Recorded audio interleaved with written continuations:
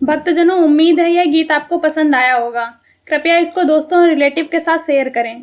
अगर आपको किसी भजन पर प्रस्तुति चाहिए तो कमेंट करें।